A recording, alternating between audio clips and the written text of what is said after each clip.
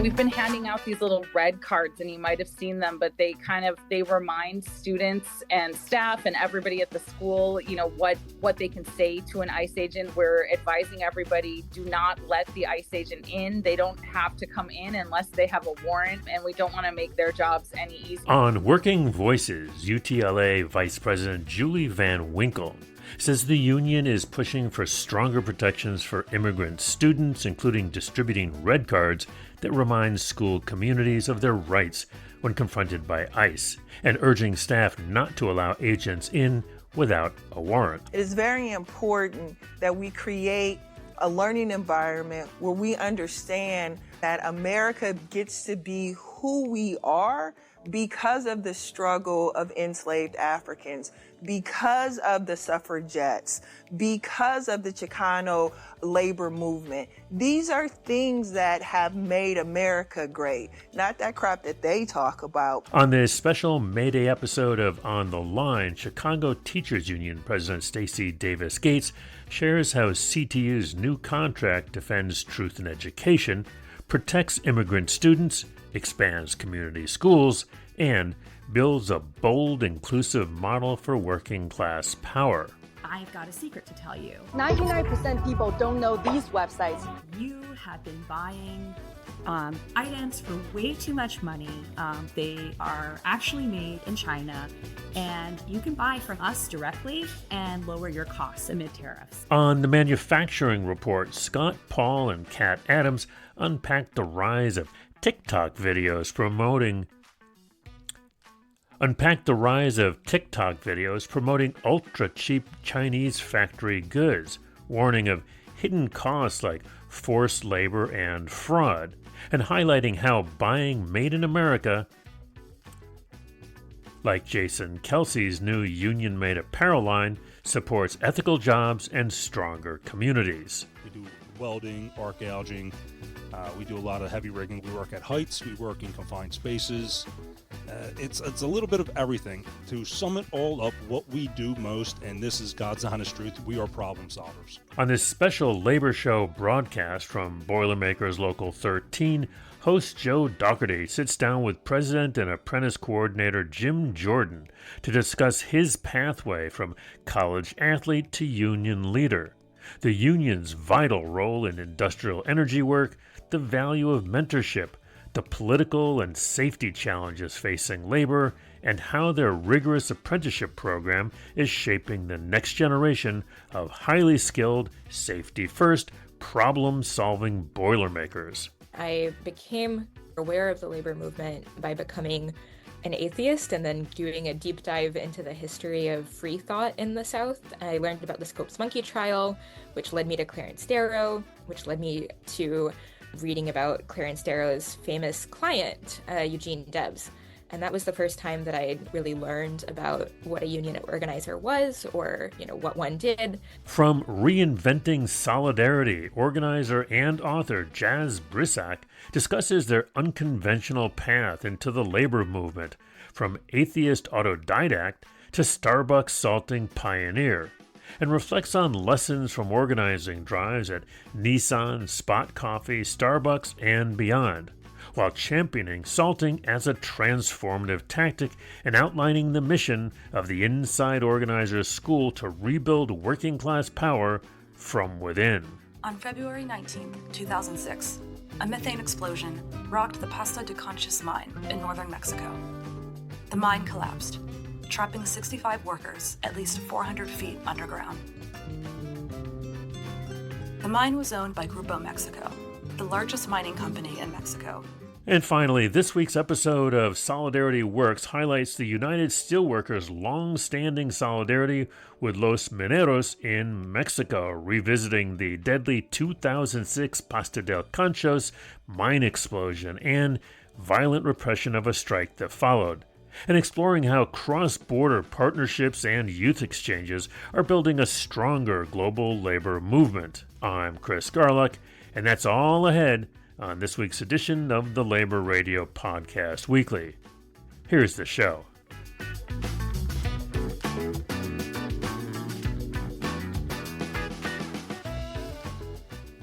Good morning and welcome to KPFK's Working Voices program. I'm Joe Ayala, president of NABIT CWA Local 53. And I'm Enrique Sanchez of Spanish United. This is Dan required for Working Voices, talking to Julie Van Winkle, vice president for UTLA. What's going on with bargaining, Julie? Yeah, so we have recently started in February, we started our bargaining for our contract campaign. And, we're in a place like we've never been before with the Trump administration going after public institutions, including public education. So we started putting together our bargaining demands before the November election. And, just for a little background, UTLA is the second largest teachers union in the country. We have over 38,000 members. And historically, we have won contracts that not only have great kind of bread and butter issues for our members, but also go further and address issues of, quality of public education, issues of the common good. And this contract is no exception. And I would argue that especially in these circumstances, it's more important than ever to get some of these big wins, not only for our members, but for our students and our communities too. So, we are asking for a complete overhaul of the salary schedule we have so that people's pay increases are more regular and not kind of all over the place like they currently are in our system. So that's our main kind of traditional bargaining demand around the salary that we're making. But some of the things that are a little bit more unique to LA and unique to this time right now have to do with some of the proposals that we're making around immigrant supports. We were able to get an MOU in 2023 for supporting immigrant students, but we recognize now, especially in this current climate, that the district needs to go a lot further to protect our immigrant youth. You may have heard about ICE agents coming to a couple of our schools in South LA. And so we know that there's an urgency to make sure that all of these ICE agents and other people that might be trying to arrest and detain our students or their family members and strip away their due process rights aren't able to do so. The district says they agree with us on that, but they still haven't put anything in writing about that. So we wanted to make sure that that's explicit. I'm just worried, and I'm sure you are too, that if you raise your visibility too high, it'll make you more of a target. Yeah, we feel like the district has an obligation to stand up right now. Another one of our proposals is around protection for LGBTQIA plus students and staff. And we think like the district is in a position, we're the biggest city in the richest state, in the richest country in the world. We are, here in California, it's our duty to kind of set an example for the rest of the country that is trying to fight back against all the stuff that Trump is doing. What do you do when an ICE agent comes looking for somebody at a particular school?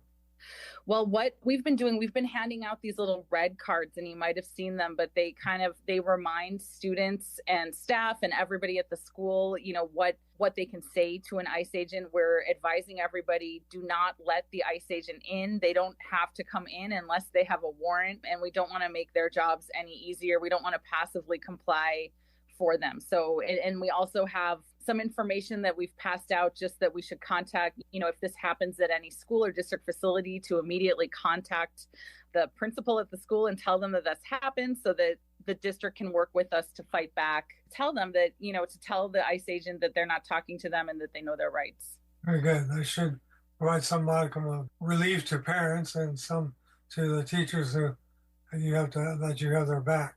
Yeah, that's our job. We have to protect our community and we all have to work together to do that. So we are, I think that the things that we can win in this contract have such important implications. Even if you don't have a kid in the schools, even if you're not a teacher, I think the things that we could potentially win here could be precedent setting, and they could help us kind of weather the storm of the Trump administration. Thank you for your time. And thank you so much. It was a pleasure. Hey, this is Carmen Rodriguez from El Desvío. At LACLA, we are proud to be part of the Labor Radio Podcast Network, with more than 200 labor radio shows and podcasts from across the country and around the world. The Labor Radio Podcast Network, where working people speak. Find us at laborradionetwork.org. Welcome to On the Line. I'm Jeff Rosenberg, your host for today's show. We are pleased to be joined by Stacey Davis Gates, the president of the Chicago Teachers Union, or CTU, representing nearly 30,000 educators and support staff. The union has just secured an incredible contract with wins across the board. We're eager to talk with you about what you all have won. So to start off, can you help us to understand what exactly CTU has won in this new contract and what it will mean for the students and educators in CPS? Well, I think the macro win is that we've built a force field around our school district. When we began negotiating this contract, there was a chance that Orange Man could return to Pennsylvania Avenue. And so in the event that he would be able to, we knew that Project 2025 would be his blueprint for governing. And so with that being said, we knew that our labor union as an institution would be under attack. We knew the young people that we educate would be under attack. Chicago Public Schools is an urban district. We serve Black children. We serve working class children. We serve undocumented children. We serve Latinx children. We serve bilingual children. And these are all people that in some way, shape, or form, Project 2025 and the president have used as punching bags. So we knew we had to protect our young people. And then we also knew that we would have to keep the public in public education because Project 2025 is saying that they want vouchers for the entire country. Doing that would basically destroy public education as we understand it. Do you feel like there's anything that people might really be surprised by or inspired by that really stands out to you? Look, it's a cumulative impact. So the contract, what it does is that it codifies sanctuary language from 2019. So our school communities cannot just be a hunting ground for the alphabet boys of the federal government. It cannot be that. In fact, when they attempted to do that last fall, the sanctuary language that we put in the last contract protected the security guard, the principal, the counselors, the teachers. Everyone fell into place, even more so the community organizations who literally surrounded the school physically to make sure that the young people inside of the school community knew that they had reinforcement and support. The union was there, the members were there. And so that language provided the impetus for protection. So we doubled down on that in this contract. Another thing that we did is codify that we will teach the truth. I'm a high school history teacher. It is very important that we create a learning environment where we understand the resilience of American people, where we understand that America gets to be who we are because of the struggle of enslaved Africans, because of the suffragettes, because of the Chicano labor movement. These are things that have made America great, not that crap that they talk about. And so being able to teach that history, that profound history, that complex, multidimensional history, we codified that in the contract. And we also give everyone smaller class sizes. So if you're a parent of a 5-year-old in Chicago right now, they'll be in a classroom with 23 kindergartners and 2 grown-ups, a teacher and a teacher's assistant. We feel good about this. Thank you once again for joining us. This was fantastic. I appreciate you. Thank you. I watch y'all too. I'm Scott Paul, president of the Alliance for American Manufacturing, and this is the Manufacturing Report.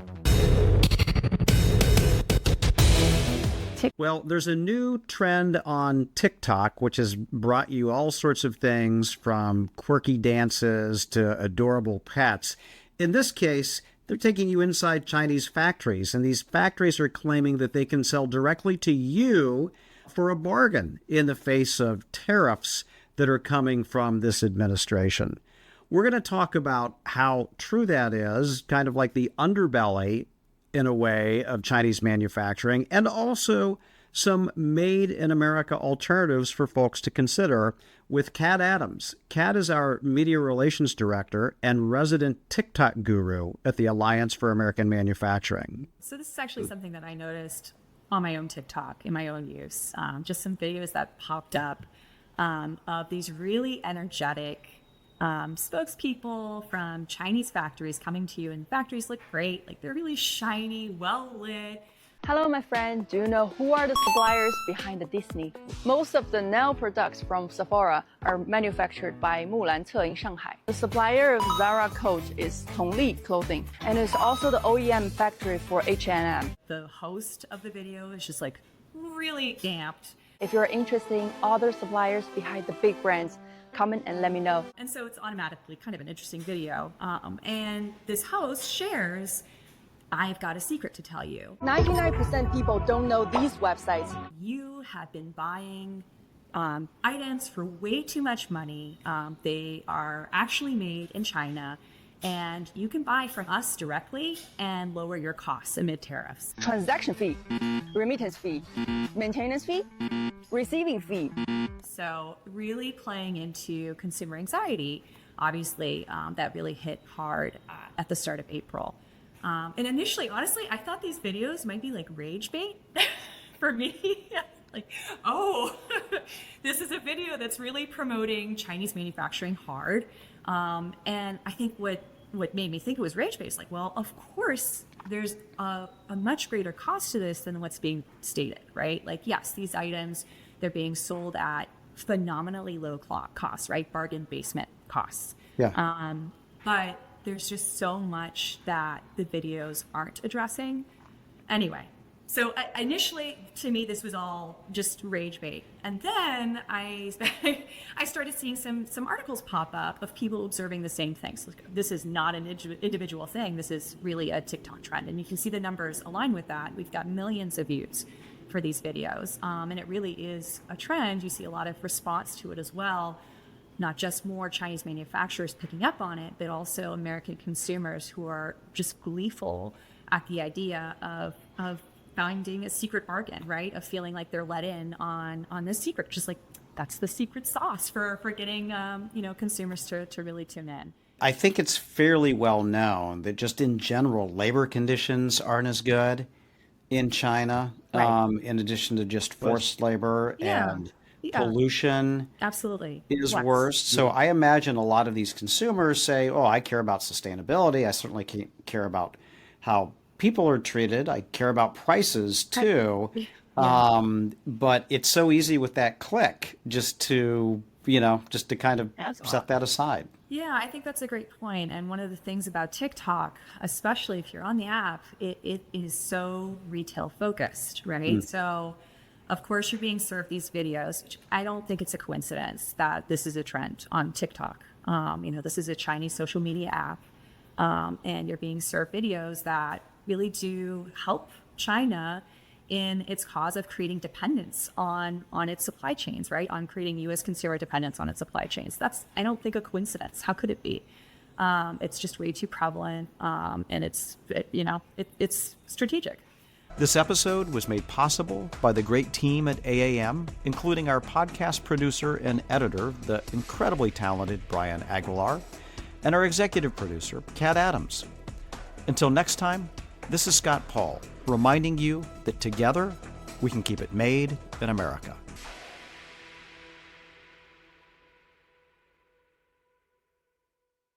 Welcome to this week's edition of the Labor Show with J-Doc and Krause. Very special show for you today as J-Doc goes on the road and sits down one-on-one with Jim Jordan, who is the president and the apprentice coordinator for Boilermakers Local 13. J-Doc, over to you, sir, to kick off the Labor Show. All right, thanks, Krause. Yeah, we've got a fantastic show. We're on location at Boilermakers Local 13. We have Jim Jordan, who's the president and apprentice coordinator, and Jim is also the head of, Jim, what is it? The chairman of the scholarship committee. Okay. Yeah. And so we're going to be talking about that. First of all, Jim, welcome to the show. Thank you. Thanks for having me. It's your debut broadcast, huh? Yes, sir. Fantastic. But when we talk about Boilermakers Local 13, definitely want to, a union that's near and dear, to my heart. You have a how big's the union? What's the scope of work when it comes to Boilermakers? What type of work do you do? Okay, so the scope of work is easily described as all heavy industry. Okay, think oil refineries, power plants, nuclear power plants, chemical plants, anything that requires heavy industry. Sure. It's not a normal 9 to 5 job. Okay, it is. You're usually working 6 days a week, 10-hour days, 5 10s if you get lucky sometimes. There's shutdowns in refineries. That's the 6 10s. Yes, it's when you're working, you're working. It's a lot of heavy rigging, a lot of welding or hot work. We do welding, arc gouging. We do a lot of heavy rigging, like I said. We work at heights. We work in confined spaces. It's a little bit of everything. To sum it all up, what we do most, and this is God's honest truth, we are problem solvers. Sure. We are professional problem solvers. We thrive on it. Every day is a new day, and that is the scope of the work. You talk about a lot of the plants and stuff like that. So what energizes this, the country? You guys are really at the forefront of a lot of those facilities. What are some of the challenges that you face these particular days when it comes to, the future of work and the workforce and the work and the refineries? Some of the biggest challenges is the uncertainty. We all know that we have to power. We need to start making electricity. We're starving for power. Sure. We have been for decades, and we've been hanging on. This plant's coming. We're going to build this. We're going to lower energy by building this plant, and it has never come to fruition. And so for us to keep stating the same thing to our members, it's coming, it's coming, it's coming, and it's never going to come, we need to change that. And that's probably the biggest obstacle, just to have these members buy in. We're going to have more from the Labor and Energy Show and with our guest, Jim Jordan of Boilermakers Local 13, in just a minute. Welcome to Reinventing Solidarity, a podcast of the journal New Labor Forum at the School of Labor and Urban Studies at the City University of New York. My name is Micah Utricht, podcast host and editor-at-large at New Labor Forum.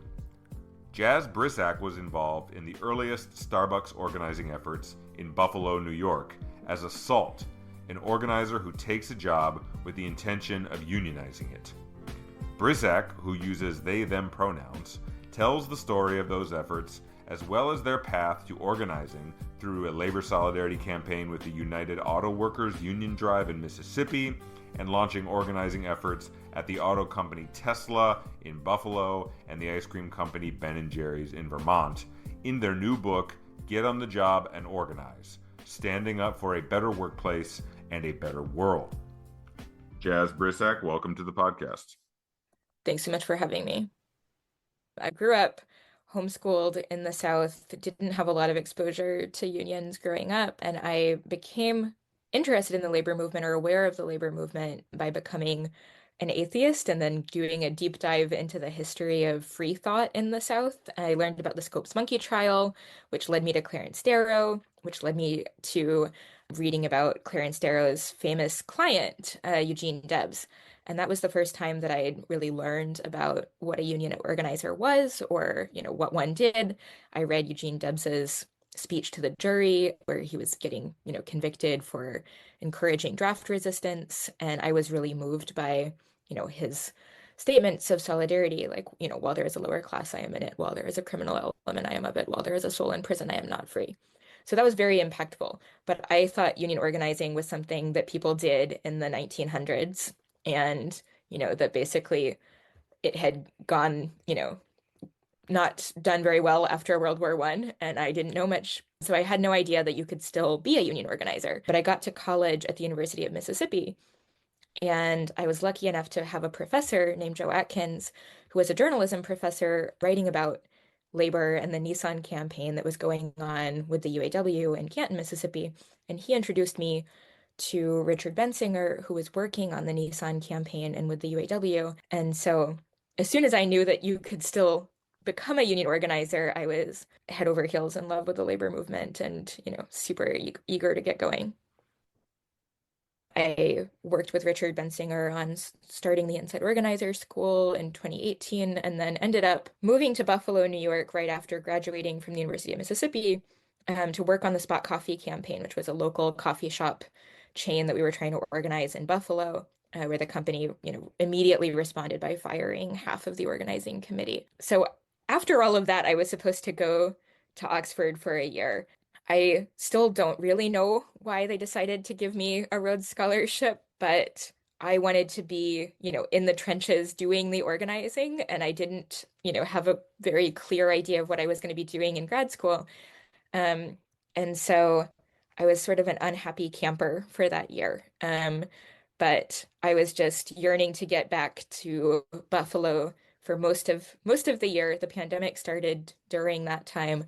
But I moved back to Buffalo with the goal of, starting to help workers organize. We'd been in touch with Starbucks workers right before the pandemic, and one of them had gotten fired for trying to start a union campaign. So that had given me more of a desire to get a job at Starbucks and try to help get the campaign going without, more workers having to take on the risk of starting to have those organizing conversations. Jazz Bursek, thank you very much. Thank you.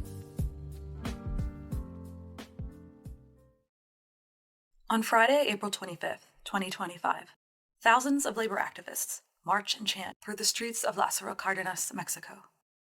The heavy heat doesn't stop the group from this powerful annual event commemorating the murders of 2 union members who were on strike in 2006, following a mine explosion that killed 65 workers.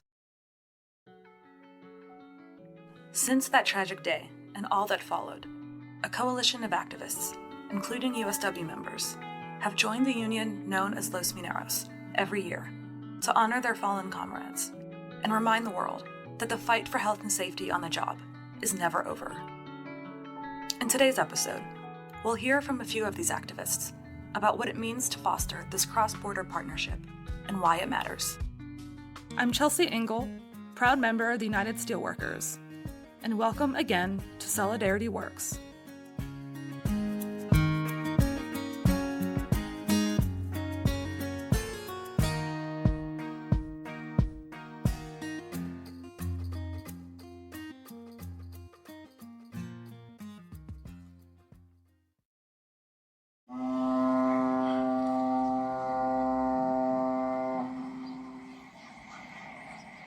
Lázaro Cárdenas is a port city on the Pacific coast of Mexico.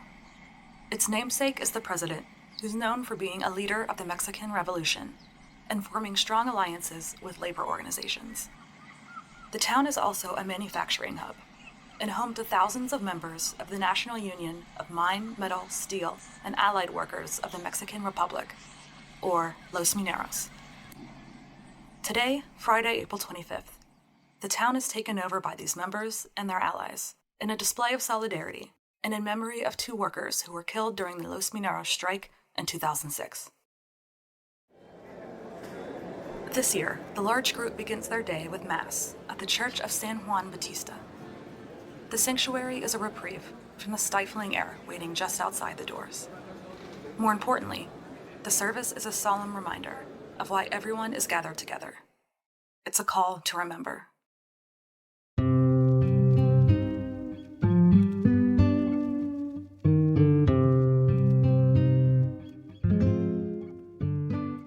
On February 19, 2006, at approximately 2:30 a.m., a methane explosion rocked the Pasto de Conchas mine in northern Mexico. The mine collapsed, trapping 65 workers at least 400 feet underground. The mine was owned by Grupo Mexico, the largest mining company in Mexico that also happens to be notorious for committing labor violations. Los Mineros president, Napoleon Gómez Urrutia, denounced the killings and the unsafe working conditions that caused them. Then President of Mexico, Vicente Fox, responded by attempting to remove Napoleon as the union's leader. The members' answer to that move was to go on a wildcat strike. On the morning of April 20th, 2006, President Fox ordered local police and military to attack the strike lines at the Sicartza steel mill in Lázaro Cárdenas, which was the largest mill at the time and is now owned by ArcelorMittal. 45 people were injured, and 2 workers were shot and killed: Héctor Alvarez Gómez and Mario Alberto Castillo Rodriguez.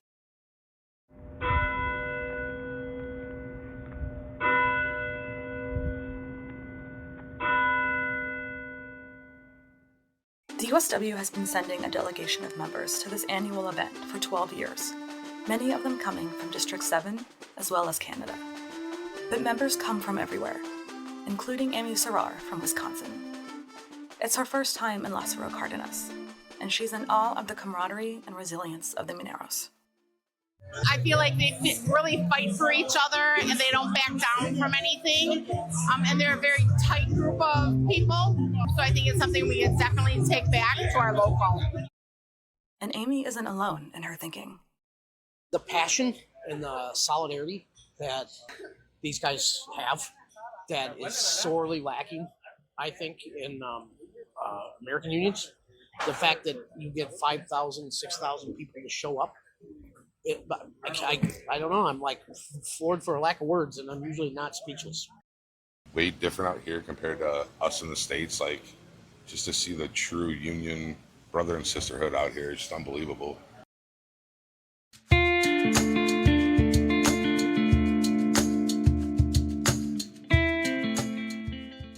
As always, take care and stay safe, siblings.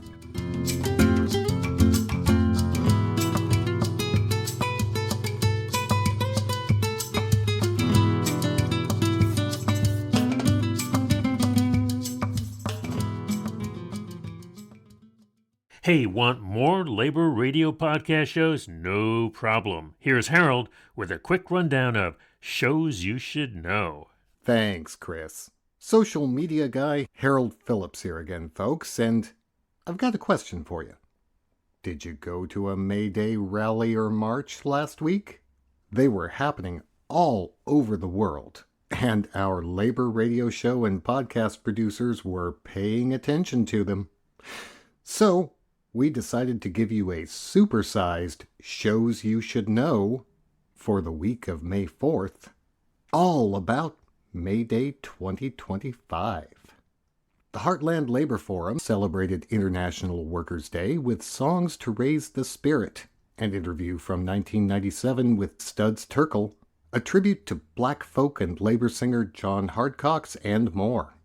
Bob and Scott talk about the history of May Day and how the ruling class's war on the left fits into the politics of May Day versus Labor Day on the Green and Red podcast.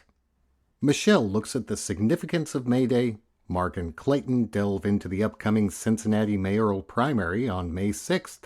And they talk with Jeff Damari, a Cincinnati public schools teacher and advocate for public safety, on Boiling Point. Madison Labor Radio reports on May Day marches throughout Wisconsin, Marquette University faculty and staff demanding recognition for their union, proposed changes to Wisconsin's unemployment insurance system, and more. John, Lena, and Dan discuss the many events held to commemorate May Day, the dissolution of the UAW's Reform Caucus, attacks on VA workers, and more on Work Stoppage. What's Going On Labor Monday looks at Sarah Nelson calling for a general strike, May Day rallies and protests, and the lack of support for families struggling to afford to live. And Outside American Shores, Stick Together looks at May Day events around Australia and the world. And from South Africa, Muzi and her guests discuss the South African Workers' Parliament's commemoration of May Day by marching on the Labor Department and fighting against labor law amendment in Johannesburg on CWA updates. And Mas Manganyi remembers the 100th anniversary of May Day in 1986, when millions of workers stayed away from work challenging apartheid dominance in South Africa on Bua Basibetsi. And you know where to find all these shows, right? At laborradionetwork.org. And look, you know that May Day 2025 was a big day, but there are going to be a lot more rallies, strikes, and protests, and you know our labor radio show and podcast producers are going to be covering them. Find out what's on the latest episodes of labor radio shows and podcasts by following us on social media at Labor Radio Net, on Blue Sky, and Facebook, and Instagram, and Twitter, for now. Okay, back to you, Chris. I'm going to go ahead and get my sign ready for the next rally that I'm attending. You heard me, SEIU 1199 NW workers at Peace Health St. Joe's. I'll see you on the line.